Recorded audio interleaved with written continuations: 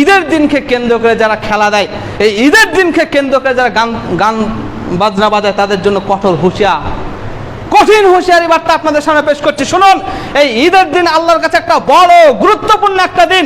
এই ঈদের দিন আল্লাহর কাছে একটা বড় মহিমান্বিত দিন।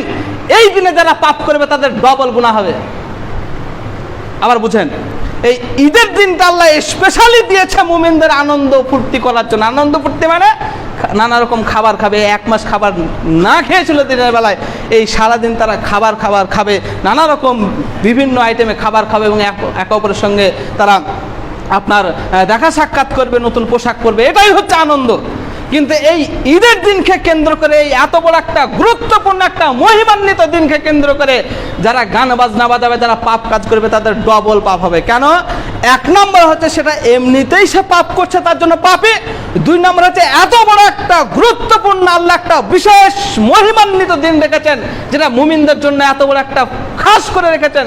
সেই দিনে সে অধ্যত্ত দেখিয়ে পাপ করছে, এর জন্য তার ডবল গুনাহ হবে। তার পাপ তার ক্ষমা হওয়া খুবই মুশকিল। অতএব ঈদের দিনে পাপ করা থেকে বেঁচে চলুন। এই দিনটাই আল্লাহ দিয়েছে খুশি করার জন্য। এই দিনটাই তিনি দিয়েছেন মানুষ ঈমানদাররা মুমিন আনন্দ উল্লাস করবে। আর আপনি সেখানে পাপ করে এই দিনের আপনার কি বলবো, এই দিনের যে মহিমা, এই দিনের যে বরকত, এই দিনের যে রহমত, সেটাকে আপনি খণ্ডিত করতে চেয়েছেন। অতএব এই দুঃসাহসিকতা দেখাবেন না। যারা এই দিনকে কেন্দ্র করে পাড়ায় খেল তামাশা করে, এই দিনকে কেন্দ্র করে যারা গান বাজনা বাজায়, এই দিনকে কেন্দ্র করে যারা অশ্লীল খেলা দেয়, এদের ডবল পাপ হবে। তা ক্ষমা হওয়া খুব মুশকিল আছে।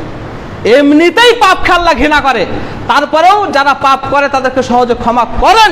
কিন্তু যারা ঔদ্ধত্য দেখিয়ে, যারা বীরত্ব দেখিয়ে পাপ করে, তাদের পাপ খেলা টক করে ক্ষমা করেন না।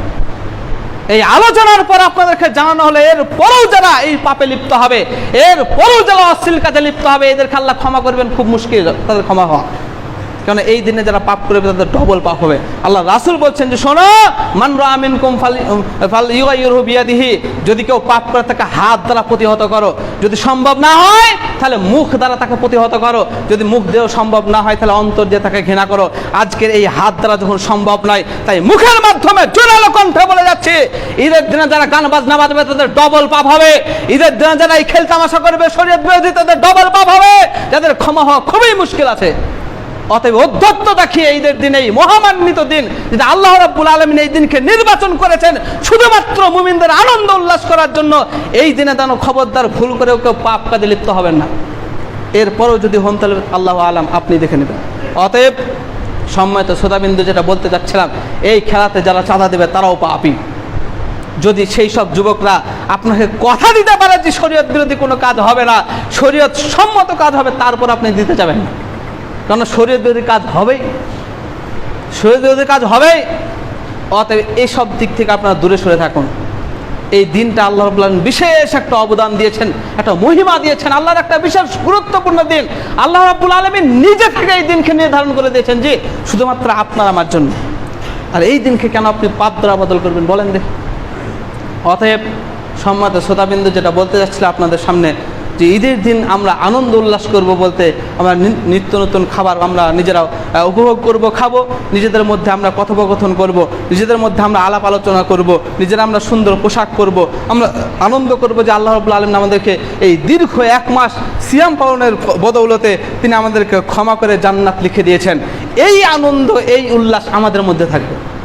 তার মানে এই নয় গান বাজনা নিয়ে মেতে থাকতে হবে। অতএব এই দীর্ঘ 1 মাস যে আমরা সিয়াম পালন করছি, সিয়াম সাধনা করছি, যারা সেটা বৃথা না চলে যায়, সেটা যেন অহেতুক নষ্ট না হয়ে যায়, তার জন্য প্রত্যেকেই সচেষ্ট হবেন এবং পাপ কাজ থেকে বিরত থাকবেন। ঈদের দিনের গুরুত্ব বুঝে, ঈদের দিনের ফজিলত, ঈদের দিনের করণীয় এবং ঈদের দিনে কি কি কাজ আল্লাহ রাসূল সাল্লাল্লাহু আলাইহি ওয়াসাল্লাম সুন্নাত বলেছেন, তিনি করেছেন, সেগুলো করার চেষ্টা করবেন। আল্লাহ যেন আমাদের প্রত্যেকের ঈদকে কবুল করো। সকলে বলেন আল্লাহুম্মা আমিন। আল্লাহ, তুমি যেভাবে আমাদের জন্য ঈদের দিনকে তুমি নির্ধারণ করেছো, আমরা যেন সেইভাবেই ঈদটাকে পালন করতে পারি এবং তোমার ওয়াদাকৃত সেই জান্নাত যেন আমরা আমাদের নসিবে জুটে, তার তৌফিক দাও। সকলে বলেন আল্লাহুম্মা আমিন। আল্লাহ, তোমার কাছে দোয়া করি এই রমাদান মাসে এই খুতবার শেষে যে প্রত্যেকটা যারা আমরা দ্বীনি ভাই আছে, মুসলিম ভাই আছে, প্রত্যেককে তুমি হেদায়েত নসিব করো। সকলে বলেন আল্লাহুম্মা আমিন। আল্লাহ, তোমার কাছে আরও দোয়া করি আমাদের যারা আত্মীয় স্বজন মারা গেছে, যারা কবরে শুয়ে আছে, জানি না কে কোন হালাতে আছে, জানি না কে কোন পাপের জন্য তারা ফেসে গেছে। আল্লাহ তাদের আর কিছু করার ক্ষমতা নাই, চাইলেও তারা একটি নেকি আর উপার্জন করতে পারে না। তাই আমাদের দোয়ার ওসিলাতে তাদেরকে তুমি জান্নাত নসিব করো, সকলে বলে আল্লাহুম্মা আমিন। আল্লাহ, আমরা যারা দুনিয়াতে বসবাস করছি প্রত্যেকেই সুন্দরভাবে সুষ্ঠুভাবে ইসলামী সারা অনুসারে ইসলামী শরীয়ত মোতাবেক চলতে পারে তার তৌফিক দাও, সকলে বলে আল্লাহুম্মা আমিন। শেষের দিকে আল্লাহ তোমার কাছে জোরালো দাবি, জোরালো দোয়া, আল্লাহ তুমি আমাদের প্রত্যেকেরই সিয়াম কবুল করে নাও, আল্লাহুম্মা আমিন। এ বলে আজকের বক্তব্য এখানে শেষ করছি। আমা আলাইনা ইল্লাল বালাগ।